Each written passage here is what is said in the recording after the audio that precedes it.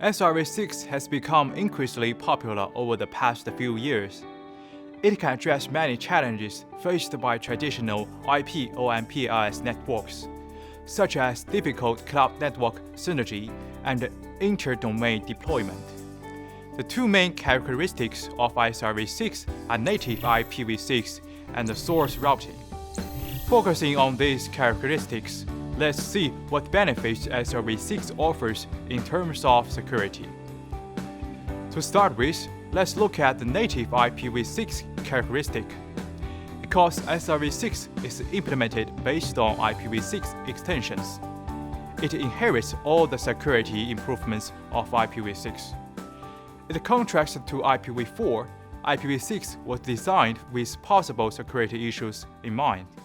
It migrates network layer security risks that IPv4 encounters, such as scanning attacks, broadcast storms, and fragmentation attacks. Moreover, it leverages its scalability to further improve security capabilities. While IPsec is only an optional extension protocol of IPv4, it is used as fundamental, mandatory protocol in IPv6 to achieve network security. In addition to verifying the source of IP packets, devices using IPsec can also encrypt and verify the packets to ensure that they are not modified during transmission. As a protocol implemented based on the IPv6 data plane, SRv6 can also use IPsec to ensure secure data transmission at the network layer. Next, look at the source routing mechanism of SRv6. This mechanism allows the ingress to specify a forwarding path, providing a way for attackers to launch fixed-point attacks. Typical attacks include spoofing, tampering, replay attacks, DOS or DDoS attacks, and malicious packet attacks. For example, an attacker injects a forbidden destination address into the SRh to bypass the firewall.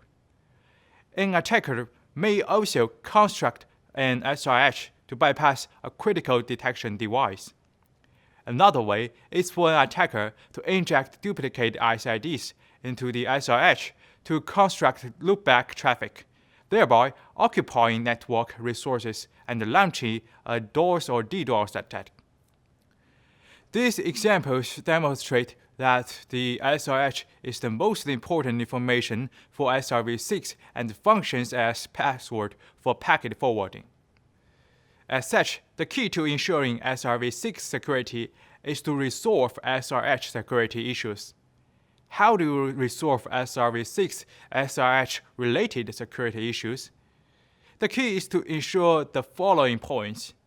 First, ensure that external untrusted sources are prevented from obtaining network information, so as to eliminate attacks in which malicious sources construct SRv6 packets. Second, ensure that the source where SRh originates is reliable, so as to prevent SRh from being maliciously tampered with. To achieve this, SRv6 offers two solutions. First, basic solution: filter traffic based on ACLs and discard the traffic sent to access internal information without authorization. Second, enhanced solution: authenticate the communication source based on the HMAC and verify the SRv6 SRh. Let's look at the basic solution first. In the basic solution, ACL policies are deployed to defend against packets entering the untrusted domain. This solution mainly involves the following three actions. First action: configure ACL rules on an external interface. In this way, if the source or destination address of a received SRv6 packet is allocated from a SID block in the SRv6 domain, the packet is discarded. This is because, in normal cases, internal SIDs should not be leaked out of the domain. If an internal SID is obtained by a device outside the domain, the packet carrying the SID is considered an attack packet. Second action: enable the evolved device to process the packet's SRh only when destination address of the packet is set to a local SID. Otherwise, the device discards the packet. Third action, configure ACL rules on both external and internal interfaces. In this way, if the destination address of an SRv6 packet is a local SID, but the source address is neither an internal SID of SRv6 domain nor internal interface address of the device, the packet is discarded. This is because only internal devices can encapsulate SRv6 packets. These security policies help to some extent in ensuring SRv6 network security. In conclusion, IPsec provides a certain degree of network security assurance. Based on this, the basic and enhanced SRv6 security solutions can be used to configure ACL policies and perform HMAC verification, respectively. This helps ensure that communication source in the SRv6 domain is trusted and packets are not tampered with. It also helps guarantee the SRv6 domain security and migrate network security issues such as eavesdropping, packet tampering, spoofing, and DOS or DDoS attacks, facilitating SRv6 deployment.